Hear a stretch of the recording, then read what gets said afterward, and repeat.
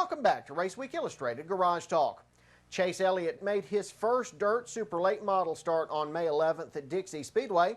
On May 18th, he was back behind the wheel of his asphalt pro late model, this time driving to the victory in the JEGS CRA All-Star Tour season opener at Lebanon I-44 Speedway in Lebanon, Missouri in the Mercy Masters of the Pros 144. For the win, Elliott got a Masters green jacket in victory lane similar to the one given to the winner of the Masters PGA Golf Tournament in Augusta, Georgia. Chuck Barnes Jr. finished second, followed by Daniel Hemrick, Eddie Hoffman, and Dave Gentile Jr. Up to Kingsport Speedway in Kingsport, Tennessee now, where the X1R Pro Cup Series did battle on Friday night. Clay Rogers continued his lock on Pro Cup victory lane as he passed Mark McFarlane on the final lap to score his third win of the season.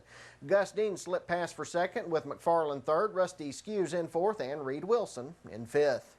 Over to Lavonia Speedway in Lavonia, Georgia now for some dirt track action as David McCoy swept both the limited late model and fast track pro late model features on Saturday night. In the limited late model feature, McCoy topped Clayton Turner for the win with Bruce Taylor in third, Gus Simpson in fourth, Keith Freeman was fifth. In the fast track pro late model feature, McCoy beat out Nathan Bray for the win, Frankie Beard, Hot Rod LeMance, and Grant Jordan rounded out the top five. Other winners on the night included Clifton Snow in Modified Street, Otis Fleeman in Stock 8, Shane Strickland in Stock 4, Peyton Freeman in Beginner 4, and J.B. Moser in Front Wheel Drives.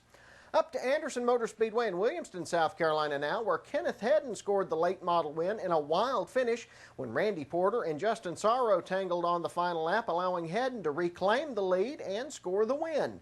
Sorrow finished in second with Ralph Carnes third, Austin Aker in fourth, and Eric Stokes in fifth.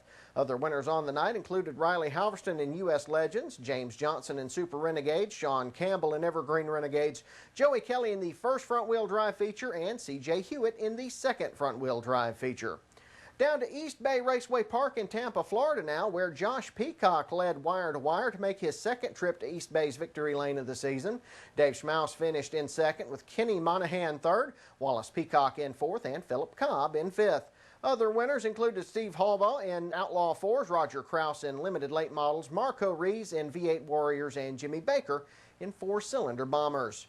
Up to the historic Hickory Motor Speedway in Hickory, North Carolina now, where Austin McDaniel moved out to the early lead, then went on to score the late model victory on May 11th. Grant Wimbish came home in second with Matt Piercy in third, Shane Lee fourth, and Christian Calvo in fifth. Other winners on the night included Brandon Setzer in Limited Late Models, Charlie Neal in Renegades, and Kevin Townsend in Street Stocks. Down to South Alabama Speedway in Opp, Alabama now, where Corey Rubel recovered from an early race spin to score his second Viper Series victory Saturday in the 100-lap Pro Late Model feature. Hunter Robbins came home in second with Brandon Odom in third, Spencer Davis fourth, and Justin South in fifth. Other winners included David Daniels in Roadrunners, Jonathan Johnson in Coyotes, Jack Whittle in Cup Lights, and Keith Hutchinson in Mini Sportsman. And before we leave the air, some news that came out just before we sat down to tape this week's show. Georgia Racing Hall of Famer Tim Flock has been announced as one of the 5 newest members for the NASCAR Hall of Fame. Flock is the first Georgia racer to go into NASCAR's Hall of Fame. He'll join Fireball Roberts, Maurice Petty, Jack Ingram, and Dale Jarrett in the class of 2014.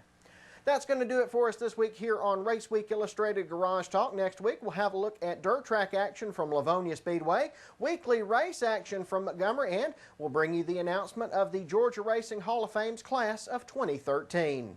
Remember, for the latest racing news, you can visit us online at RaceweekIllustrated.com. You can follow us on Facebook. You can also follow us on Twitter. And you can contact us via email at GarageTalk@RaceweekIllustrated.com. Until next time, I'm Brandon Reed. This is Raceweek Illustrated Garage Talk, and we'll see you at the races.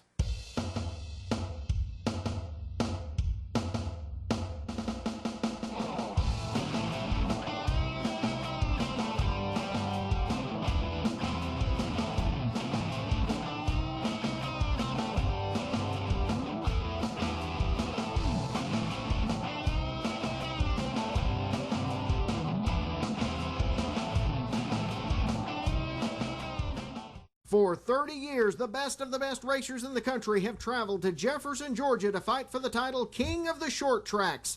The fight continues at Gresham Motorsports Park as Slack Auto Parts presents the 30th annual World Crown 300 on July 4th.